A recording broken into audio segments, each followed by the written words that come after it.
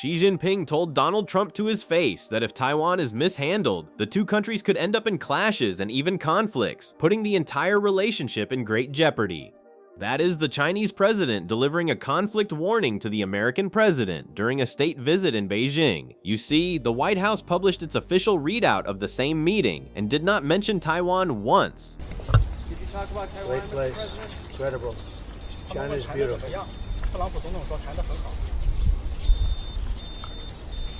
Did you talk about Taiwan, Mr. President?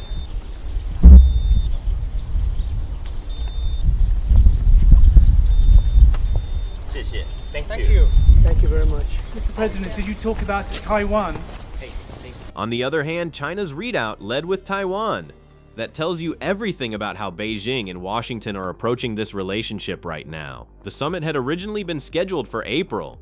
However, it got pushed to May because the Iran war consumed so much of Washington's bandwidth that the White House did not have the political capital to manage a Beijing summit on top of an active military campaign. That delay, small as it sounds, tells you something important before any of the actual substance. China walked into this meeting from a position of quiet confidence. CSIS analysts, Georgetown's Arthur Dong, and Foreign Policy's Beijing correspondent all noted the same thing beforehand. China feels remarkably more confident going into this summit than it did at the equivalent meeting in 2017. The Iran war, which the Trump administration predicted would last 4 to 6 weeks and has now dragged past 2 months, has stretched US resources, pulled military assets away from the Pacific toward the Middle East, driven gas prices toward $5 a gallon domestically, and pushed Trump's approval rating to the lowest of his current term. China watched all of that happen and arrived in Beijing holding more cards than it did at the last Trump-Xi meeting. The US delegation reflected the stakes. Secretary of State Marco Rubio, who is personally sanctioned by China and whose presence required Beijing to quietly adjust the Chinese transliteration of his name to make the trip diplomatically workable. Secretary of Defense Pete Hegseth, the first US defense secretary to accompany a president on a China state visit since Richard Nixon went in 1972. Elon Musk, whose Tesla factories in Shanghai give him one of the deepest financial entanglements with China of any American executive. Tim Cook of Apple, whose entire supply chain depends on Chinese manufacturing. Jensen Huang of Nvidia, whose semiconductor chips sit at the center of the technology war between the two countries. Larry Fink of BlackRock. These people do not attend diplomatic ceremonies. They attend meetings where decisions get made that directly affect their businesses, and Trump wanted Xi to see them in the room to feel the weight of American capital that is structurally intertwined with China as a negotiating statement before a word had been spoken. Xi met them all. He walked down the steps of the Great Hall of the People, shook Trump's hand in front of military bands and children waving flags, and then, once the cameras moved to the closed session, delivered the Taiwan warning. His exact words, as reported by Beijing's foreign ministry, Taiwan is the most important issue in China-US relations. If mishandled, it would cause clashes and even conflicts, putting the entire relationship in great jeopardy. Beijing chose to release those words publicly through state broadcaster CCTV. That is the part worth sitting with. China did not keep that exchange private. It broadcast a conflict warning to the world while the American president was still eating dinner at the state banquet. That is a message directed well beyond the room. What made Taiwan arrive at this summit with that sharpness is largely Trump's own pre-trip behavior. In December 2025, the US announced a $10 billion arms package for Taiwan. Then, days before boarding Air Force One, Trump told reporters he intended to raise Taiwan arms sales with Xi directly, explicitly breaking from the 6 assurances framework that has governed how Washington handles that topic for decades. The announcement generated alarm across the Pacific among US allies. Taiwan's government watched the summit news from Taipei with visible anxiety. And Xi, who had been building toward this conversation for months, used Trump's own pre-summit declaration as the opening to say, in a closed room with cameras present, exactly what China's position is and exactly what it believes the consequences of ignoring that position would be.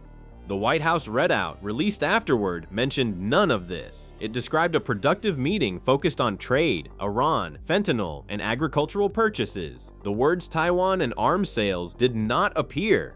Which means one of two things: either Trump agreed to something in that room that his team cannot publicly acknowledge, or the White House made a deliberate decision to publish a version of events that omits the most geopolitically significant exchange of the entire summit. Foreign policy analysts flagged this immediately, noting that Chinese officials place extraordinary emphasis on the specific language used to describe Taiwan, and that Beijing would interpret any softening or deviation in American phrasing as a political signal worth exploiting. The gap between the two readouts is not a small discrepancy. It is a substantive divergence that Taiwan's government and every US ally in the Indo-Pacific will be parsing carefully. Iran sat underneath every conversation. Trump came to Beijing partly hoping she would lean on Tehran to push it toward a nuclear deal. China buys more than 90% of Iran's sanctioned oil and has more economic leverage over Tehran than any other country. If Beijing chose to apply that leverage, Iran would feel it. Trump acknowledged this by saying he planned a long talk with Xi about Iran, while simultaneously telling reporters the US does not need any help, that Iran is militarily finished, and that America will win one way or the other. Then he added that whatever Xi could do to help, they liked. That combination, publicly insisting you do not need something while explicitly asking for it, is a peculiar position, and Xi would have read it clearly. What China offered on Iran was carefully calibrated. The two sides agreed that the Strait of Hormuz must remain open to support the free flow of energy. Xi made clear China opposes the militarization of the strait, and any effort to charge tolls for transit, a pointed reference to Iran's IRGC toll booth system that Chinese tankers have been quietly using for months. Xi expressed interest in purchasing more American oil to reduce China's dependence on Iranian supply through the strait, and both countries formally agreed that Iran can never have a nuclear weapon. That last point is the most tangible outcome on Iran to emerge from the summit because it puts China on record with Washington's core red line. Whether it translates into Beijing actually applying pressure on Tehran is a much harder question. Throughout the war, the US Treasury sanctioned a Chinese refinery for purchasing Iranian crude and blacklisted Chinese satellite companies for allegedly feeding targeting data to Iranian forces. China called all of those sanctions illegal, lacking basis in international law, and said Beijing would firmly protect the rights of its enterprises. Trump, meanwhile, told reporters that the blockade of Iran had been 100% effective and that there had been no problems with China over oil flows. The fact that his own Treasury Department was sanctioning Chinese entities for breaching that blockade while he was describing it as problem-free illustrates the gap between the public framing and the operational reality. Neither side chose to address that contradiction directly at the summit. The joint statement on Iran never came close to resolving it. On trade, which Trump repeatedly said was the primary purpose of the trip, both sides described positive momentum. Treasury Secretary Scott Bessent and Chinese Vice Premier He Lifeng had met in South Korea the day before the summit and reached what she described as overall balanced and positive outcomes. Boeing aircraft purchases were expected. Chinese agricultural imports of American products were on the table.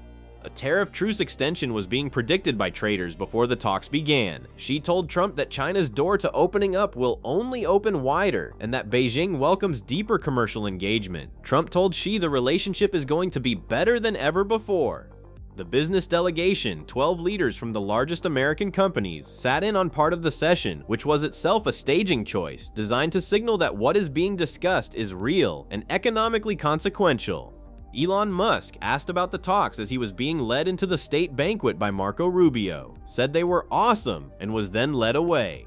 That exchange, practically a scene from a film nobody would have believed possible 5 years ago, captures something real about the strange composition of this delegation and this administration, the man running the most valuable company on Earth, whose satellite communications network Starlink is used by Ukrainian forces fighting a war Russia is simultaneously helping Iran sustain. Sitting down with Xi Jinping while the US Secretary of Defense attends his first China state visit in 54 years.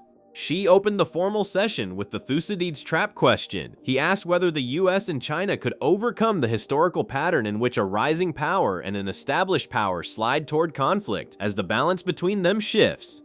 He asked it as a question, framed as an invitation to build something different, but raising the Thucydides trap at a summit is not a neutral rhetorical choice. It is China naming the dynamic it believes is in motion and asking whether the two countries have the discipline to interrupt. Can we meet global challenges together and provide more stability for the world?